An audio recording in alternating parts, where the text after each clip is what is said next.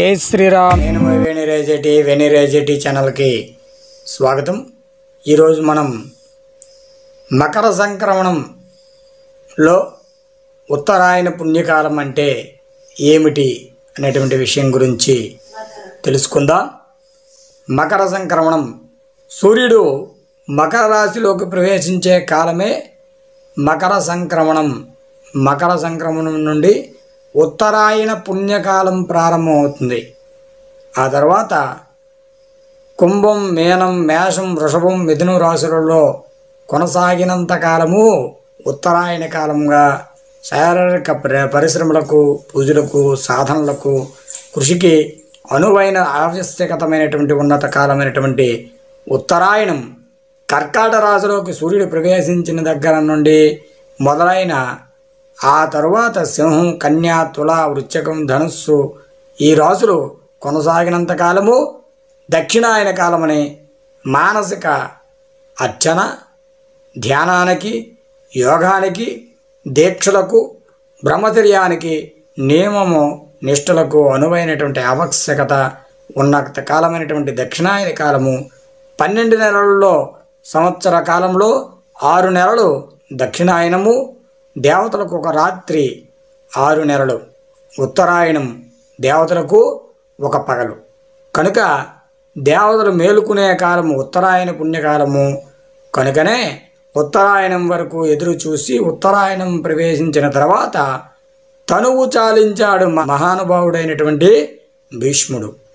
సంక్రాంతి లేదా సంక్రమణం అంటే చేరుట అనే అర్థం. జయసింహం కల్పద్రువము అనే గ్రంథంలో సంక్రాంతిని ఇలా నిర్వచించారు.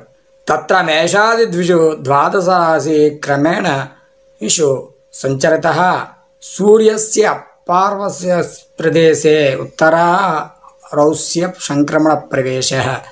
సంక్రాంతి మేషం మొదలైనటువంటి 12 రాశులలో సంచరించే సూర్యుడు ముందున్న రాశి నుండి తర్వాత రాశిలోకి ప్రవేశించడమే సంక్రాంతి అని సూర్యుని చరణంలో రథయాత్రలో ఘట్టాల్లో 4 అవి మేష, తుల, కర్కాటక మకర సంక్రమణాలలో వీటిలో మకర సంక్రమణాన్ని సంక్రాంతి పండుగగా వ్యవహరిస్తారు. మార్గశిరం పూర్తిగా కాగానే ఉత్తరాయణం మొదలవుతూ ఉంటుంది. దానాదులకు ఉత్తరాయణ పుణ్యకాలం అనువైనటువంటి రోజులు. సంక్రాంతి రోజున ఏ దానమైనను శ్రేష్టమైనదిగా చెప్పబడింది. ధాన్యము, ఫలములు, విసనకర్రలు, వస్త్రములు, కాయగూరలు, దుంపలు, నువ్వులు, చెరుకు మొదలైనటువంటి దానం చేస్తారు. ఇవేగాక కాలమందు చేయు గోదానము కూడా వలన కూడా స్వర్గవాసం కలుగుతుందని విశ్వసిస్తూ ఉంటారు. ఇది ఆ రోజు సంక్రమణం చేసేటువంటి దానములు. అలాగనే సంక్రాంతి రోజున పాలు పొంగించి దానితో మిఠాయిని తయారు చేస్తారు. దాదాపు అందరి ఇళ్లలో అరిసెలు, బొబ్బట్లు, జంతికలు, జగుళ్ళు, చెక్కిలాలు మొదలైనటువంటి పిండి వంటలను, పరమాన్నం, పులిహారగారులు మొదలైనటువంటి వంటకాలను చేసి కొత్త బట్టలను ధరిస్తూ ఉంటారు, ఆస్వాదిస్తూ ఉంటారు. ఈ రోజున పితృదేవతలు తర్పణాలు వదులుతారు.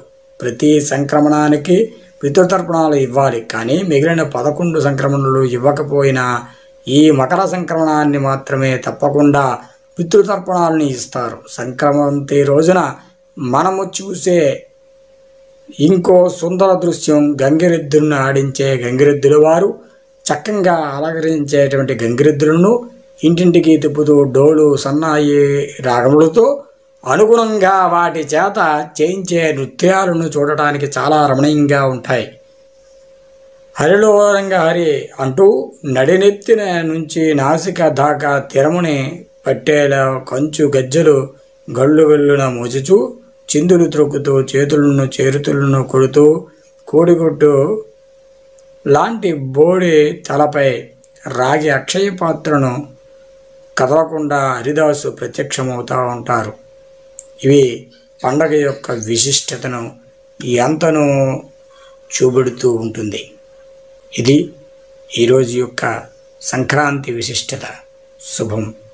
ఈ వీడియో కానీ మీకు నచ్చినట్లయితే లైక్ చేయండి, షేర్ చేయండి, మరిన్ని వీడియోల కోసం సబ్స్క్రైబ్ చేయండి. శుభం.